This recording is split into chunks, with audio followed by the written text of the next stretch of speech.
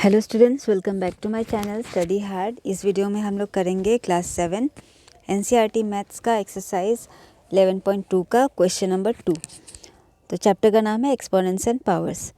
तो question number 2 में दिया गया है simplify and express each of the following in exponential form. जो भी आपका यहाँ पे एक्सप्रेशंस दिए गए हैं ना, इनको आपको सिंप्लीफाई करना है। इसका मतलब स्मॉलेस्ट फॉर्म में लेके जाना है, फिर आपको लिखना है एंड में इसको एक्सपोनेंशियल फॉर्म में आपको लिखना है। तो एक्सपोनेंशियल फॉर्म क्या होता था, जैसे कि 2 रेज टू द पावर 3 है ना, 5 रेज टू द पावर 4, ये आपका एक एक्सपोनेंशियल फॉर्म होगा। ये हो गया एक एक्सपोनेंशियल फॉर्म। तो इसको मतलब इस पूरे को आपको सॉल्व करके एक इसको सिंपलर फॉर्म में लिखना है, मगर एक्सपोनेंशियल फॉर्म में, ठीक है। वैल्यू नहीं फाइंड आउट करना है। तो फिर स्टार्ट करते हैं। क्वेश्चन नंबर 1 में आपका दिया गया है 2 raise to the power 3 multiplied by 3 raise to the power 4 multiplied by 4, और नीचे में डिवाइड बाय है आपका 3 मल्टीप्लाइड बाय 32। जब भी आपका ऐसा क्वेश्चंस आए तो सबसे पहले ये तो देखो, ये 2 जो है, इन सबको आपको करना क्या होता है, प्राइम फैक्टर्स में आपको लिख लेने होते हैं। देखो 2 तो प्राइम फैक्टर ही है, 3 भी प्राइम फैक्टर है, ये भी प्राइम फैक्टर में ही लिखा हुआ है। मगर ये देखो, ये वाला 4 और ये वाला 32, इन दोनों को भी आपको प्राइम फैक्टर्स के फॉर्म में लिख लेने होंगे, ठीक है। तो जैसे कि आप देख सकते हो, ये जो 4 है इसको हम लिख सकते हैं ना 2 इंटू 2, है ना। 2 इंटू 2 को हम लोग 2 स्क्वायर लिख सकते हैं, 2 रेज टू द पावर 2 लिख सकते हैं, है ना। तो इस तरह से हम लोग 4 को इस फॉर्म में लिख सकते हैं, है कि नहीं। तो ताकि बाकी सबके साथ वो मैच हो जाए। फिर 32 को भी, जैसे कि आप अगर 32 को आप इस तरह से प्राइम फैक्टर्स में लिखोगे, 2 1 2 बन गया, 2 6 जा 12, फिर 2 8 जा 16, फिर 2 4 जा 8, फिर 2 2 जा 4। कितने 2 आए यहाँ पे, 1 2 3 4 5। मतलब 32 को आप इस तरह से लिख सकते हो, 32 equals to 2 raise to the power 5, ठीक है। यहाँ तक समझ में आया। तो इस तरह से हम नेक्स्ट स्टेप में क्या करेंगे, आपको ये वाला पार्ट एज इट इज़ यहाँ पे लिखना है, और 4 की जगह आपको कर देना है 2 स्क्वायर, और 3 वाला आपको एज इट इज़ यहाँ पे लिखना है। 32 की जगह आप लिखोगे 2 रेज टू द पावर 5, ठीक है। उसके बाद हम क्या करेंगे, जो सिमिलर बेस वाले जितने भी है ना, उनको हम एक साइड कर देंगे। तो यहाँ पे देखो 2 रेज टू द पावर 3, ये वाला 2 रेज टू द पावर 2 और 2 रेज टू द पावर 5, इनको हम एक साइड यहाँ पे लिख लेंगे नेक्स्ट स्टेप में। और यहाँ पे 3 रेज टू द पावर 4 और ये वाला 3 को हम लोग एक साइड ले आएंगे, ठीक है। अब हम क्या करेंगे, इसको पहले इसको आप सॉल्व कर लो। यहाँ पे देखो ऊपर ऊपर पहले सॉल्व कर लेते हैं। देखो 2 रेज टू द पावर 3 है, फिर 2 रेज टू द पावर 2 है। तो यहाँ पे देखो ये वाला बेस और ये वाला बेस, दोनों बेस सेम है और पावर्स डिफरेंट है। तो नेक्स्ट स्टेप में हमारा क्या हो जाएगा, जब भी बेस सेम रहता है और पावर्स डिफरेंट रहेंगे और बीच में मल्टीप्लाई का साइन है, तो जो पावर्स होते हैं ना, ये दोनों प्लस हो जाते हैं। तो ये हम लोग नेक्स्ट स्टेप में इस तरह से लिख देंगे, 2 रेज टू द पावर 3 + 2, फिर मल्टीप्लाइड बाय 3, इसको हम लोग एज इट इज़ यहाँ पे लिखेंगे। और नीचे ये वाला 2 रेज टू द पावर 5 भी एज इट इज़ यहाँ पे रहेगा। उसके बाद जब इसको आप दोनों को प्लस करोगे, 3 और 2 को, आपका आएगा 2 रेज टू द पावर 5, है ना। और नीचे भी तो already 2 raise to the power 5 था ही, और इधर ये वाला मल्टीप्लाई, ये पार्ट एज इट इज़ लिखते हुए आएंगे, ठीक है। फिर नीचे उसके बाद देखो, जैसे कि आप लोग को पता है, जब यहाँ पे 2 raise to the power 5 divided है 2 रेज टू द पावर 5 के साथ, जब इसका मतलब क्या हो गया, ये इस तरह से है ना। 2 raise to the power 5 divide है आपका 2 रेज टू द 5 से। ये एक लॉ में आता है, जब बेस आपका सेम रहता है ना, तो हम लोग क्या करते हैं, पावर से एक दूसरे के साथ क्या हो जाता है, माइनस हो जाता है। तो हम लोग इसको ऐसे लिख सकते हैं ना, 2 रेज टू द पावर 5 - 5, है ना, 5 - 5 लिख सकते हैं। तो इसलिए यहाँ पे हम इस तरह से लिखेंगे, इसको शॉर्ट करके मतलब इस तरह से लिख दिया।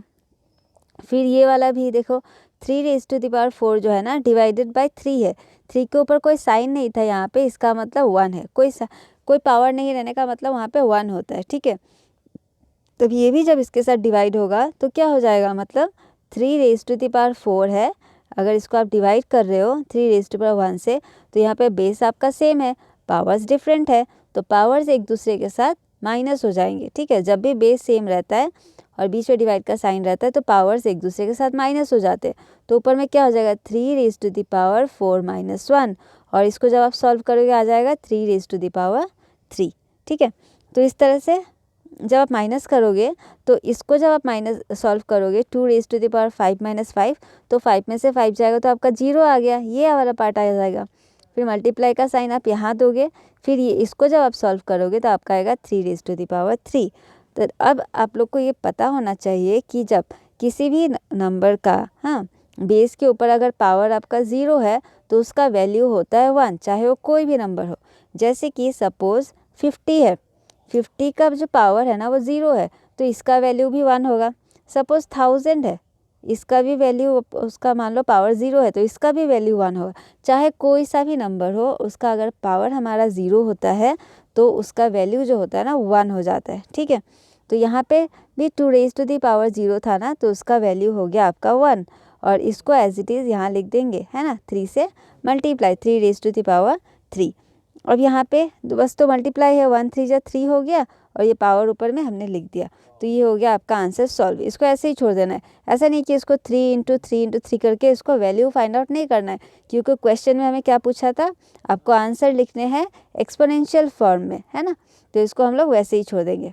आई होप आपको क्वेश्चन नंबर 1 आपको समझ में आया होगा। ठीक है, अब हम देखते हैं क्वेश्चन नंबर 2।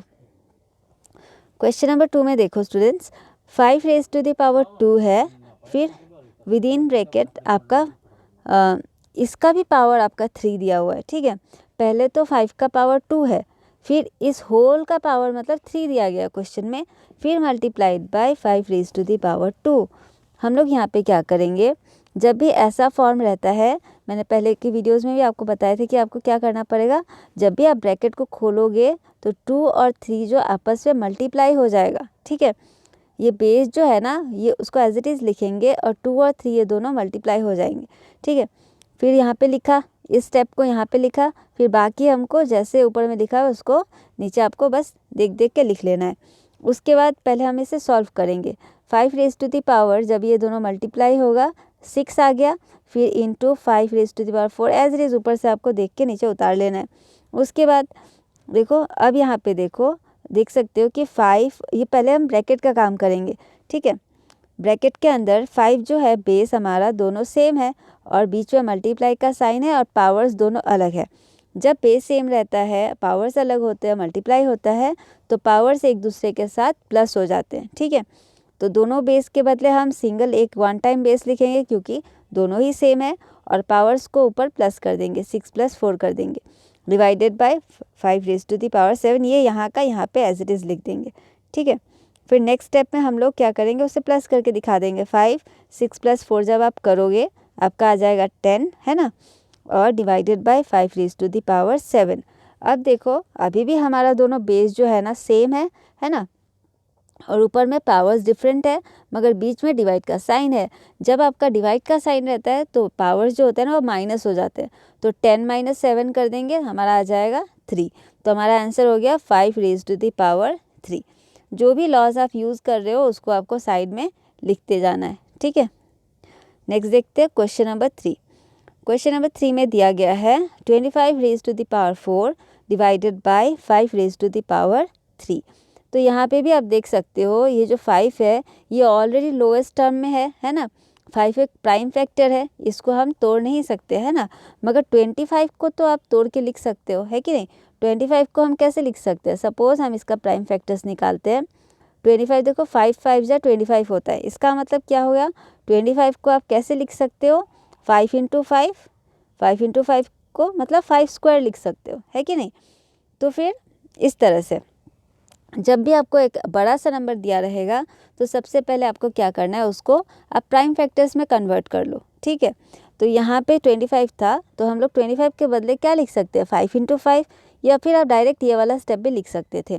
5 × 5 की जगह हमने लिखा 5 स्क्वायर, और ये रेज़ टू द पावर 4 था ना, इसके 5 स्क्वायर का ऊपर भी पावर आ गया 4। ठीक है, इसको हमने पहले चेंज करके इस तरह से लिखा, और इसके ऊपर पावर, इन सब का पावर है आपका 4, divided by 5 raise to the power 3, as it is हम ऊपर से लिखेंगे। उसके बाद मैंने आपको पहले ही समझाया है, जब इस तरह से रहता है, या आपका लॉस 4 को आपका एक्सपोनेंट का जो लॉ 4 था, है ना, उसको फॉलो करेगा। जब भी ऐसे रहता है कोई भी नंबर पावर के ऊपर पावर, तो ये दोनों पावर्स आपके मल्टीप्लाई हो जाएंगे। ठीक है, ठीक इसी तरह से यहाँ पे आपका 5 जो बेस था यहाँ लिखेंगे और 2 इंटू 4 आपस में मल्टीप्लाई हो जाएंगे, ठीक है। और यहाँ पे एज इट इज़ आपको लिखना है 5 raise to the power 3। Next step में 2 इंटू 4 क्या हो जाएगा, 8 हो जाएगा। 5 raise to the power 8 divided by 5 raise to the power 3। अब आप यहाँ देख सकते हो ये सिंपलेस्ट फॉर्म में आ चुका है ना। ये जो दोनों 5 जो है दोनों बेस आपका सेम है और बीच में है डिवाइड और ऊपर में दोनों पावर्स जो है दोनों अलग है, तो यहाँ हो जाएगा पावर्स आपका माइनस, ठीक है। तो 5 हम लोग सिंगल वन टाइम लिखेंगे क्योंकि दोनों ही जो बेस हमारे थे दोनों सेम थे। और हम क्या करेंगे, पावर्स को माइनस कर देंगे, 8 माइनस 3 हमारा आ जाएगा 5। तो आंसर आ गया आपका 5 रेज़ टू द पावर 5। ये था आपका क्वेश्चन नंबर 3 का आंसर। अब देखते हैं क्वेश्चन नंबर 4। क्वेश्चन नंबर 4 में हमें दिया गया है 3 multiplied by 7 raise to the power 2 multiplied by 11 raise to the power 8। ये टोटल डिवाइडेड है 21 multiplied by 11 raise to the power 3। तो इसी तरह से हम लोग इसको, जैसे कि आपको पहले बताया था कि ऐसा क्वेश्चंस रहने से पहले जो नंबर्स होते हैं ना उनको हम प्राइम फैक्टर्स में लिखना चाहिए। देखो ऊपर वाला जो नंबर्स है 3, 7 और 11 ये सारे ऑलरेडी प्राइम फैक्टर्स में ही है ना। तो ये जो 21 है इसको हमें प्राइम फैक्टर्स में लिखना होगा। सपोज 21 को हम कैसे लिख सकते हैं, 2 7 जा 21 लिखेंगे ना, है कि नहीं। तो मतलब 3 7 जा 21 होगा। तो इसका मतलब क्या है, 21 को हम 7 इंटू 3 लिख सकते हैं। तो 3 इंटू 7 दोनों एक ही बात है ना। 21 को हम 7 इंटू 3 लिख सकते हैं या फिर 3 इंटू 7 एक ही बात है, आप किसी भी फॉर्म में लिख सकते हो इसको। तो यहाँ पे हम लोग क्या करेंगे, 21 की जगह बाकी जो ऊपर का पार्ट है आप सेम एज इट इज़ लिखोगे और नीचे का पार्ट जो है ना 21 की जगह आप लिखोगे 3 इंटू 7, क्योंकि इसका वैल्यू इसके बराबर है, ठीक है। और बाकी का पार्ट आपको सेम देख के लिख देना है ऊपर से, ठीक है। उसके बाद देखो, जैसे कि आप देख सकते हो ये 3 है, ये 3 है ना। फिर यहाँ पे 7 7 आपका मैच हो गया। ये सारा जब जैसे ही आपने 21 को चेंज किया ये सारा एक दूसरे के साथ अब मैच हो रहा है। यहाँ पे देखो 3 का कोई पावर नहीं है, तो इसका मतलब यहाँ पे 1 है और यहाँ पे भी 1 है। और एक पॉइंट ऑफ व्यू जब अगर आप इतने पार्ट को छोड़ दो तो इससे हमें क्या समझ में आता है, ये दोनों एक दूसरे के साथ डिवाइड हो रहा है ना। 3 raise to the power 1 divided by 3 raise to the power 1। जब ऐसा होता है, देखो जब हमारा बेस क्या है, बेस सेम है ना। और तो बेस सेम रहता है और बीच में डिवाइड रहने से क्या होता है, ऊपर का पावर्स एक दूसरे के साथ माइनस हो जाता है।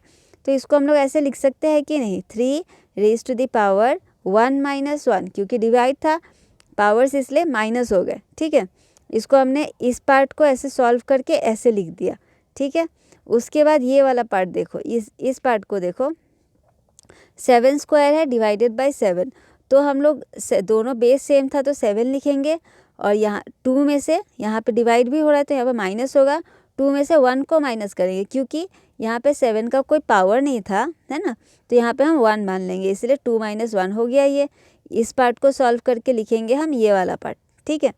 फिर next 11 raise to the power 8 divided by 11 raise to the power 3। यहाँ पर भी बेस हमारा सेम है तो हम लोग यहाँ पे लिखेंगे 11 और पावर्स माइनस हो जाएंगे क्योंकि यहाँ पे डिवीजन हो रहा है, 8 माइनस 3 इस तरह से लिख देंगे, ठीक है। तो ये आपका सॉल्व हो गया थोड़ा सा। फिर आगे कैसे, इसको बस माइनस कर देना है। अब जैसे कि 3 में से 3 raise to the power 1 minus 1 कितना होगा, 3 रेज़ टू द पावर 0 हो गया। और यहाँ पे 2 में से 1 माइनस करेंगे तो 7 रेज़ टू द पावर 1 हो जाएगा। और इधर आपका 8 में से 3 माइनस करोगे तो 5 आ जाएगा। तो ये सारा आप पावर्स दे के आपको लिख देना है। उसके बाद देखो 3 रेज़ टू द पावर 0 का वैल्यू, चाहे इससे पहले वाले क्वेश्चन में समझाया था ना, किसी भी नंबर बेस का अगर वैल्यू आपका 0 है तो वो इक्वल्स होता है 1 के बराबर। तो यहाँ पे 3 रेज़ टू द पावर 0 है तो इसका भी वैल्यू हो गया 1, ठीक है। इसको आप 1 डालोगे, 7 रेज़ टू द पावर 1 को हम ओनली 7 लिख सकते हैं, ठीक। और उसके बाद 11 रेज़ टू द पावर 5। यहाँ पे फिर आपका ये 7 1 से मल्टीप्लाई होके यहाँ पे हम इसको 7 लिख देंगे और 11 रेज़ टू द 5 को ऐसे ही लिख देंगे। तो ये हो गया आपका आंसर सॉल्व, ठीक। इसके बाद ये था आपका क्वेश्चन नंबर 4। अब देखते हैं क्वेश्चन नंबर 5। क्वेश्चन नंबर 5 में दिया गया है 3 रेज़ टू द पावर 7 को आपको डिवाइड करना है 3 raise to the power 4 multiplied by 3 raise to the power 3। तो इस क्वेश्चन में देखो ऊपर वालों को अभी छोड़ते हैं, इसको as it is next step में लिख देना है। यहाँ पे नीचे में देखो जो डिनोमिनेटर में दिया है ये 3 और 3 दोनों बेस हमारा सेम है और बीच में मल्टीप्लाई है। इसका मतलब क्या हो जाएगा, ये जो 4 और 3 पावर्स है ना एक दूसरे के, ये दोनों हो जाएंगे एक दूसरे के साथ प्लस। तो यहाँ पे लिखेंगे 3, इसको तो एज इट इज लिखना है, फिर नीचे डिवाइड का साइन देके 3 रेज टू द पावर 4 + 3। कौन सा फॉर्मूला हमने लिखा इसको यहाँ पे साइड में लिख लेंगे। फिर नेक्स्ट स्टेप में 3 रेज टू द पावर 7 तो था ही, नीचे में जब 4 और 3 को प्लस करेंगे हम दोनों पावर्स को तो हमारा आ जाएगा 3 रेज टू द पावर 7। उसके बाद यहाँ पे आप देख सकते हो कि हो रहा है यहाँ पे डिवीजन, है ना। 3 raise to the power 7 divided by 3 raise to the power 7। तो दोनों ही बेस हमारा सेम है, तो सेम बेस के लिए सिंगल टाइम एक बेस लिखेंगे, फिर ये वाला पावर 7 और 7 से माइनस करेंगे क्योंकि डिवाइड रहने से माइनस हो जाता है। 7 - 7 हो गया आपका 0, इसका मतलब 3 रेज टू द पावर 0, तो इसका वैल्यू हो जाएगा आपका 1। ठीक है, जब भी किसी भी नंबर का पावर 0 होता है तो उसका वैल्यू हो जाता है 1। तो ये हो गया इसका आंसर। नेक्स्ट क्वेश्चन देखते हैं, क्वेश्चन नंबर 6। क्वेश्चन नंबर 6 में दिया गया है 2 raise to the power 0 + 3 raise to the power 0 + 4 raise to the power 0। तो तीनों के पावर्स आपके 0 ही है।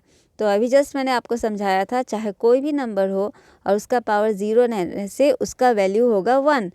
तो यहाँ पे मतलब 2 रेज टू द पावर 0 के बदले हम लिख सकते हैं 1, फिर से plus 3 raise to the power 0 के बदले लिखेंगे 1, 4 रेज टू द पावर 0 के बदले लिखेंगे फिर से 1, और इन तीनों वंस को जब प्लस कर दोगे आपका आ जाएगा 3। तो ये हो गया इसका आंसर। क्वेश्चन नंबर 6 के बाद देखते हैं क्वेश्चन नंबर 7। ये भी ठीक उसी का तरह है, बस आपको कॉन्सेप्ट क्लियर करने के लिए इन्होंने थोड़ा सा अलग करके दिया है, बस प्लस की जगह यहाँ पे माइनस किया हुआ है। 2 रेज टू द पावर 0 के बदले लिखेंगे 1, 3 रेज टू द पावर के बदले यहाँ पे 1, और 4 रेज टू द पावर 0 के बदले यहाँ पे 1, और इन सब के बीच में होगा मल्टीप्लाई। तो 1 1 जा 1 ही होगा, फिर से 1 1 जा 1 ही आएगा। चाहे आप कितने भी वंस को एक साथ मल्टीप्लाई कर लो आपका आंसर 1 ही आने वाला है। ठीक है, तो इसका आंसर हो गया आपका 1। नेक्स्ट देखते हैं question number 8। 3 raise to the power 0 + 2 raise to the power 0, ये दोनों है आपका ब्रैकेट के अंदर, multiplied by 5 raise to the power 1। जब भी आपका ऐसा सम रहता है हमें पहला काम करना होता है कि ब्रैकेट का काम हम पहले करेंगे। ठीक है, तो यहाँ पे ब्रैकेट का पहले तो हम इसको वैल्यूज़ पुट कर लेते हैं। ब्रैकेट डालेंगे, 3 raise to the power value का 1 आएगा, फिर यहाँ पे 2 raise to the power value का भी हमारा 1 आएगा इधर, उसके बाद मल्टीप्लाइड बाय 1 क्योंकि 5 रेज टू द पावर 0 का वैल्यू भी 1 है। उसका ब्रैकेट का काम पहले करते हैं। ब्रैकेट में हमारा है 1 + 1, 1 + 1 को प्लस करने से हमारा आएगा 2, फिर मल्टीप्लाइड बाय ये वाला 1 यहाँ बिठा देंगे, फिर 2 1 जा हो गया आपका 2। तो इस तरह से ये तीनों सम्स ही एकदम सिमिलर थे और इजी भी हो गया। आपका क्वेश्चन नंबर 8 हो गया सॉल्व। अब देखते हैं क्वेश्चन नंबर 9। क्वेश्चन नंबर 9 में दिया गया है 2 raise to the power 8 multiplied by a raise to the power 5 divided by 4 raise to the power 3 multiplied by a raise to the power 3। तो यहाँ पे आप देख सकते हो कि 2 जो है ऑलरेडी अपना प्राइम फैक्टर में ही लिखा हुआ है, और a तो एक वेरिएबल है ना, इसको छोड़ो और इसको भी छोड़ो। 2 जो है यहाँ पे हम इस 2 को चेंज कर सकते हैं प्राइम फैक्टर में, है ना। तो 2 को आप कैसे 4 को आप कैसे लिख सकते हो, 4 को हम लिख सकते हैं 2 × 2। ठीक है, 2 × 2 भी लिख सकते हो या तो 2 स्क्वायर भी लिख सकते हो इस तरह से। तो नेक्स्ट स्टेप में हम क्या करेंगे, देखो ऊपर का पार्ट जो ये वाला पार्ट है इसको हम लोग यहाँ पे एज इट इज़ लिखेंगे, इसको अभी कोई चेंज नहीं करना है। नीचे ये वाला पार्ट हम चेंज कर देंगे, 4 की जगह लिखेंगे 2 × 2, फिर इसको होल पावर कितना था 4 का 3 था ना, तो इसका भी पावर हम कर देंगे 3 multiplied by a raise to the power 3, ये एज इट इज़ हमें लिखना है। उसके बाद 2 × 2 को हम क्या लिख सकते हैं 2 स्क्वायर, इसके बदले हम यहाँ पे 2 स्क्वायर करेंगे, बाकी ये पार्ट आपका सेम एज इट इज़ लिखना है। उसके बाद देखो अब तो ये आपका एक फॉर्म में आ गया है ना। जब ये वाला पार्ट देखो यहाँ पे, ये हम बाद में सॉल्व करेंगे, ये पार्ट देखो, ये पार्ट को हम एज इट इज़ यहाँ पे लिखेंगे, और जब भी आपका इस तरह का इस फॉर्म में आ जाता है, जैसे कि यहाँ पे दिया है 2 का पावर 2 है, फिर ब्रैकेट के ऊपर फिर से 3 है, जब पावर के ऊपर पावर आ जाता है तो ये दोनों पावर्स आपस में मल्टीप्लाई हो जाते हैं। मतलब इसको जब आप सॉल्व करोगे तो आपका आएगा 2 रेज टू द पावर 6, 2 और 3 आपस में मल्टीप्लाई हो जाएगा। ठीक है, तो यहाँ पर भी देखो ये पार्ट हम लोग एज इट इज़ यहाँ पे लिखेंगे पूरा सेम, और उसके बाद ये वाला पार्ट सॉल्व होकर आपका आ जाएगा 2 रेज टू द पावर 6, फिर multiplied by a raise to the power 3, हम लोग ऊपर से देख के नीचे बस लिख लेना है। ठीक है, यहाँ तक हो गया हमारा सॉल्व। उसके बाद आप देख सकते हो कि यहाँ पे डिवाइड हो रहा है ना, ये वाला पार्ट सिमिलर है, दोनों का बेस सेम है और पावर्स डिफरेंट है। यहाँ पे भी आप देख सकते हो दोनों का बेस सेम है, a है और पावर्स डिफरेंट है, तो बस यहाँ पे हम करेंगे अब माइनस। तो दोनों सिमिलर, 2 जो था दोनों में बेस सेम था, तो यहाँ लिखेंगे हम 2 और 8 और 6 हो जाएगा आपस में माइनस, 8 माइनस 6 लिख देंगे। फिर क्यों, जबकि यहाँ मल्टीप्लाई का साइन था यहाँ हम देंगे मल्टीप्लाई, फिर a raise to the power 5 minus 3। ठीक है, उसके बाद 8 में से 6 जाएगा, आपका बचेगा 2 multiplied by a raise to the power 2, है ना। ये दोनों हमारा माइनस करके ये आ गया, a raise to the power 2 आया, 8 में से 6 गया तो ये 2 आ गया। ठीक है, उसके बाद हम क्या करेंगे, 2 देखो यहाँ पे अब क्या है, यहाँ पे भी हमारा फोर्थ लॉ आएगा। जैसे कि देखो पावर सेम है ना, और बेस डिफरेंट है। जब बेस डिफरेंट होते हैं, पावर सेम होते हैं, तो क्या करते हैं, दोनों बेस को हम करते हैं मल्टीप्लाई। 2 और a को मल्टीप्लाई करने से क्या आ जाएगा, ऐसे लिख देंगे पहले 2 इंटू a, और जबकि दोनों का पावर सेम था तो 1 टाइम ऊपर 2 लिखेंगे। ठीक है, और उसके बाद 2 और a को मल्टीप्लाई करोगे तो आपका आ जाएगा 2a, और ये स्क्वायर ऊपर में यहाँ पे बिठा देंगे। ठीक है, बस इन दोनों को मल्टीप्लाई करना है, स्क्वायर तो दोनों के ऊपर था तो यहाँ पे एक बार बिठा देंगे। ठीक है, और जो भी फॉर्मूलाज यहाँ पे लॉज हमने अप्लाई किए हैं ये मैंने यहाँ पे साइड में लिख दिया। अगर आप लोगों को किसी भी तरह का कन्फ्यूजन है तो आप लोग फिर से लॉ के साथ मैच करके देख ले सकते हो। वैसे एग्ज़ाम में भी आपको करने से या फिर क्लास में भी करने से आपको लॉ साइड में कौन सा लॉ आपने यूज़ करके किया है ये आपको दिखा देने से क्या होगा, मार्क्स कटने का किसी भी तरह का कोई डाउट नहीं रहेगा। ठीक है, ये तो था आपका क्वेश्चन नंबर 9। अब करते हैं 10 में दिया गया है। अच्छा, तो ये तो ब्रैकेट के अंदर है, इसका मतलब हमें पहले ब्रैकेट का काम करना पड़ेगा। a raise to the power 5 है divided by a raise to the power 3 multiplied by a raise to the power 8। तो जबकि ये हमारा ब्रैकेट में दिया है तो इसका काम हम पहले करेंगे। ठीक है, तो यहाँ पे आप देख सकते हो दोनों बेस जो है ना हमारा a जो है सिमिलर है, तो इसके बदले हम 1 टाइम a लिखेंगे। बेस जब सेम रहता है हम लोग एक बार लिखते हैं, और जब डिवाइड है तो यहाँ पे माइनस हो जाएगा, 5 में से 3 माइनस कर देंगे। यहाँ पे इस तरह से आपको पहले लिख देना है, डायरेक्ट नहीं करना है। फिर multiplied by a raise to the power 8, as it is आपको ऊपर से देख के नीचे लिख देना है। 5 में से 3 माइनस करेंगे तो आपका आएगा 2, तो यहाँ हो गया आपका a raise to the power 2 multiplied by a raise to the power 8। उसके बाद नेक्स्ट स्टेप में देखो यहाँ पे क्या है, तो बेस हमारा सेम है यहाँ पर भी, और पावर्स डिफरेंट है, और बीच में मल्टीप्लाई का साइन है।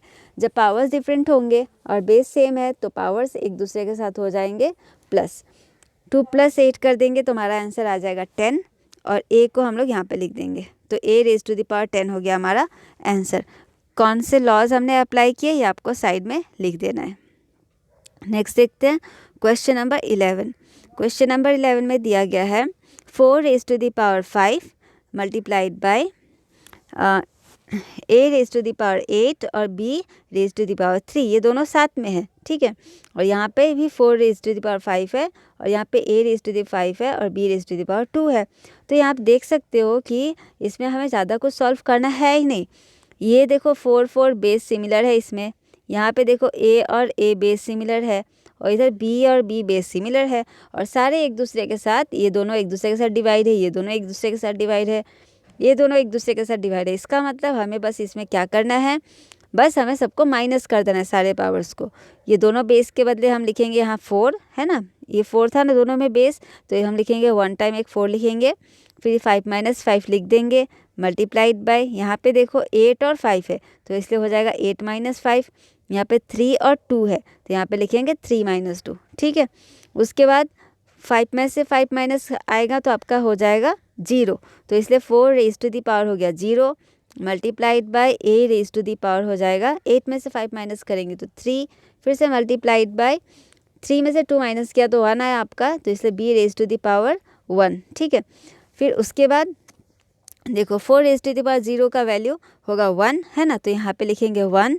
उसके बाद मल्टीप्लाइड बाय, इसको दोनों को आप मल्टीप्लाई कर दो, a raise to the power 3 into b क्या होगा, है ना, एक a raise to the power b हो जाएगा। इस तरह से वो एक साथ जुड़ जाएगा। और इसको अगर आप 1 से करोगे तो सेम ही आंसर आएगा। 1 से आप किसी भी नंबर को मल्टीप्लाई करते हो तो वो नंबर खुद ही आंसर होता है, ठीक है। जैसे 1 को आप 2 से करोगे तो 2 ही आएगा। इसी तरह से इसको आपने 1 से किया तो यही आंसर आएगा। तो ये हो गया आपका आंसर सॉल्व। ये था आपका क्वेश्चन नंबर 11, ठीक है। अब देखते हैं 12 में दिया गया है 2 raise to the power 3 multiplied by 2, और ये होल के ऊपर आपका 2 एक स्क्वायर है, फिर से मतलब पावर है। पहले तो आपको करना पड़ेगा ये ब्रैकेट का काम सॉल्व, ठीक है, उसके बाद ये करेंगे पावर का काम सॉल्व।